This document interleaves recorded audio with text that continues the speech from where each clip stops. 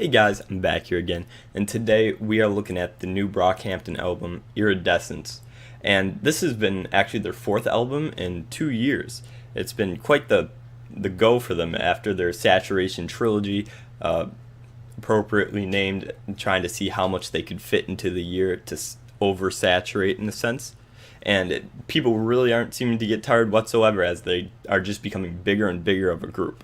So they are returning with Iridescence here, their first release of 2018, and this actually seems to be the lead album to another trilogy called The Best Years of Our Lives. This also marks the first project after the departure of the member Amir Van. There was a slew of albums that was anticipated before Iridescence ended up coming out, starting with Team Effort, which was announced way back after, right after Saturation 3 came out, and then eventually that was indefinitely postponed or canceled, and then there came the rumors of Puppy, and then the announcement of Puppy, the album, and that one then was completely scrapped due to the fact with Amir Van and all this and that happened. And then more recently, the Best Years of Our Lives album was announced, and that was what was going to be the next big go for them. And then sure enough, they never canceled it, but all of a sudden they just announced Iridescence, like The Best Years of Our Lives wasn't really ever a thing. But however, it does appear with as they posted some like screenshots and pictures of Iridescence album cover and stuff, that apparently The Best Years of Our Lives is going to be the next trilogy, not just the album. So getting into the album then, there's a lot of heavy distortion on a few of the tracks, in particular the tracks New Orleans, Berlin, and District. And specifically on Berlin, at the end of the song, they overdo it with it becoming like laughable. It's ridiculous how they had to know it was almost kind of a joke at the end of that song. It's so intense and so gritty and in your face, but it's still good. It's not a sense of like why did they do this. It's more of a I'm glad they did this.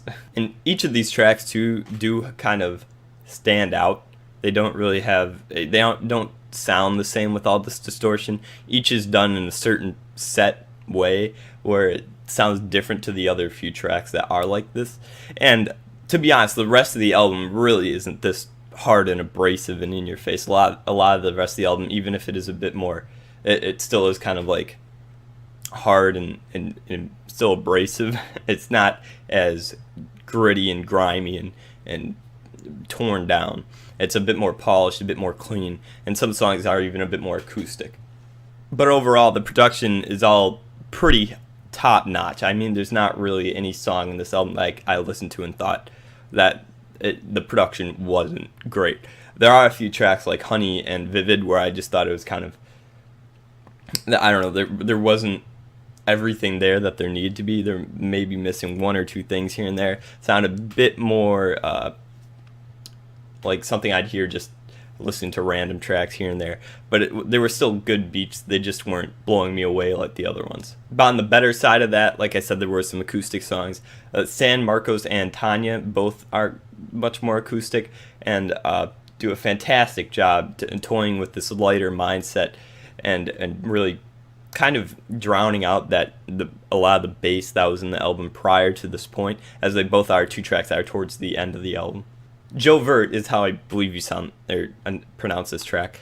On the other hand, though, it is quite the opposite, with a bit more built around the bass, but it's not as hard-hitting or distorted as the other tracks I mentioned earlier. It's a bit more, it's cut and looped and pitched in ways that you don't really hear bass a lot. It's really like they thought, let's just use the bass to make the song what it is. There are some other noises here and here, like the percussion and just synths and stuff that kind of are interesting, but the bass and what they really use it, how they use it on this track is truly astonishing.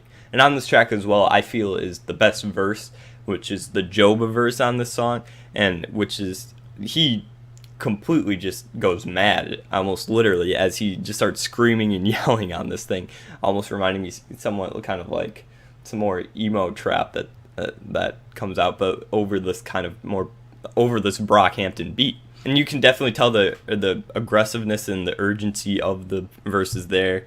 because, well, it goes along with the message about how Joba is upset with the people that have been looking down on him since he was a little kid. Wait then features the best overall writing by the entire group on that track, with who's in it, with really just some fantastic writing about their personal issues in their lives, and a very somber breakdown around like a third of the way through the song that I really wasn't expecting, that kind of like hits hard even though it's not really hard hitting. Kevin Abstract's verse on this track is really what shines to me as his golden moment on the album, as well as he raps about his life as a high schooler and being a gay high schooler and having a girlfriend, and his issues and feeling how he doesn't feel right being in that state. And then later on in the song, there's a Dom McLennan verse that really, it's a really personal one-on-one feeling. It's like he takes you and puts you in a room with him and kind of just says it to you almost.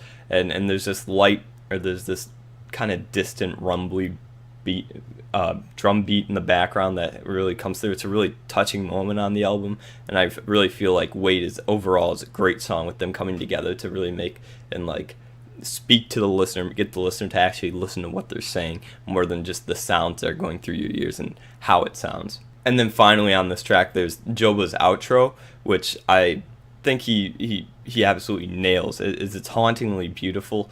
And then as it ends and starts to repeat, it just starts panning and then restarting over and over before just kind of fading out into some other words and like phrases before just finally the track ending. There are a few shorter tracks, kind of like interludes on the album as well. Most notably for me, honestly, is the interview with Cameron called Loophole. And it's about wondering why they couldn't get the success before they were successful. Then the other three are Thug Life, Something About Him, and the track Where the Cash At. And they're more of actual songs, not an interview.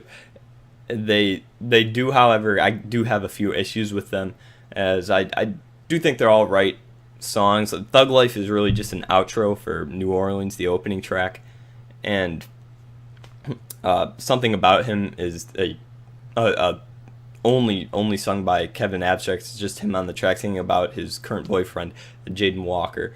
And like I said, while all these tracks are okay, they kind of seem smushed together on the album, as in the first 5 tracks of the album, 3 of them are these short interlude type songs, and I feel that really kind of killed the energy in the beginning of the album, as the rest of the album, for the next 9 tracks or so, there's only one track that really feels like an interlude, and that's the Loophole interview, which feels like it should be what it is in that spot in the album. But these other 3 just seem to it's hard to get the ball rolling with these, considering like it just keeps stopping and starting every few minutes. Then going back to some positives, on the track San Marcos, there's a perfectly made instrumental that's perfect for Bareface, as it really complements his style, kind of like some 2000s kind of emo rock, and he fits in well with that, as well as really delivering vocally,